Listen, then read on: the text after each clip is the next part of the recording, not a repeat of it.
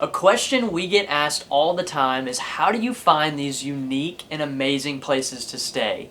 In this video, I'm going to show you 3 steps to find these unique Airbnbs and also give you 3 tips that we consider when we book through Airbnb. So let's jump in. Hey now, take a step outside and seize the day now.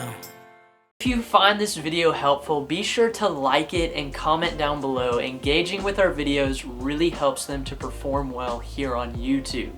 But first step in finding these unique spots to stay is a classic Google search. Normally, I'll just pull up Google and I'll type in most unique Airbnbs in a specific state. For example, I'll type in most unique Airbnbs in Tennessee, and that will pull up tons of articles, tons of top 10 lists, and there are tons of amazing places that you'll find just throughout the first 5 or 6 articles. One in particular that I really enjoy, that I use a lot, is territorysupply.com. So if we pull this up, the reason I enjoy it is because it's very easy to see, and they usually have very unique places. The reason I don't type in most amazing or most beautiful Airbnbs is because it won't necessarily pull up tree houses or container homes or very unique spots like that.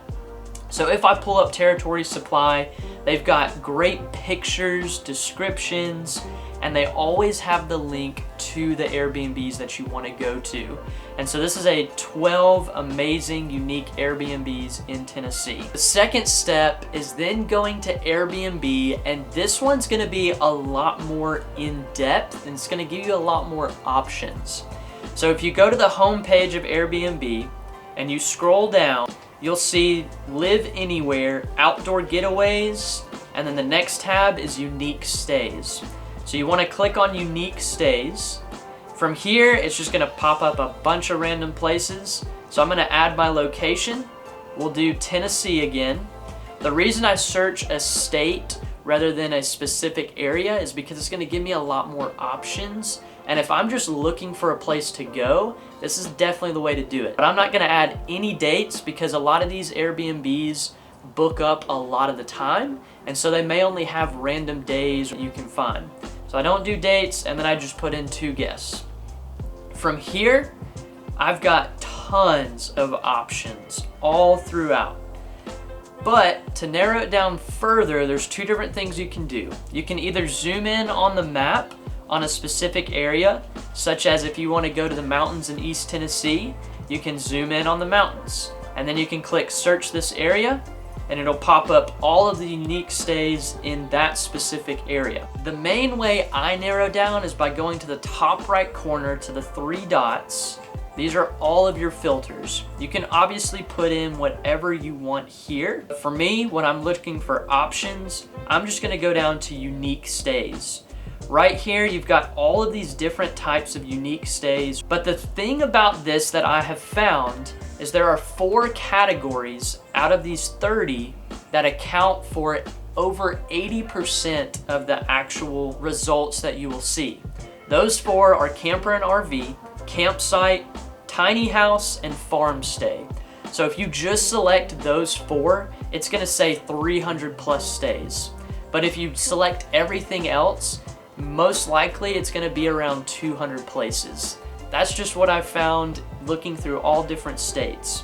And the reason is a lot of people will categorize their Airbnb as a farm stay or a tiny house just because it has something similar to that.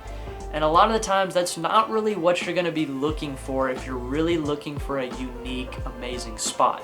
So a lot of the times I just take those out and I just select everything else except for those 4, and as you can see, 275 stays. I can go back to the list and then I can just start scrolling. Normally the highest rated places and those hosts that are super hosts are gonna pop up. So a lot of the times you're seeing the best things first. And don't get me wrong, there are some incredible places that are considered farm stays or tiny houses, especially tiny houses, and so you may want to add those into your search, But for me, it just makes it a lot more manageable to take it piece by piece rather than trying to go through all 500 or 600 results that are popping up on Airbnb. And then the third step is searching hashtags on Instagram. This can be great because it can help you to find places that are not on platforms like Airbnb or VRBO. The only issue is it could be more difficult to pinpoint and find those options. But a lot of these unique Airbnbs actually have their own Instagram accounts. So usually people like us who are content creators will go to places like this, post pictures, put the hashtags in, and then tag those accounts. So for example, I'll go into Instagram, go to my search bar, and I'm gonna type in tree houses. Taking a little bit. Okay, so obviously you've got all these crazy tree houses that pop up. I know for a fact that this one, because we're going to it very soon, is an Airbnb. And if you scroll down, you can see right there, location at Raven Rock Mountain, and this is gonna pull up their Instagram. So now you can follow them, and they've actually got multiple Airbnbs that are quite amazing. This can be a great way to connect with the host, get to know them a little more, and then also be the first to know when there's cancellation. Now that you know how to find these unique places to stay, I'm gonna give you 3 tips that you need to consider when you're actually booking. The first one is not really common knowledge, but we figured it out as we were host for a cabin in Gatlinburg. And that is that most hosts only open the next 3 to 6 months to actually book. So anything beyond that 3-month or that 6-month mark is gonna be grayed out as if it's booked, but those dates are actually open, they're just not available to be booked yet. The reason I'm telling you this is because if you consistently check back on these listings, there will be dates that open up. Right now being mid-July, you've got mid-August, mid-September, mid-October. So if you come back a week from now, that 3rd or 4th week of October will now be open and available to book. That's how it works. So here's a pro tip.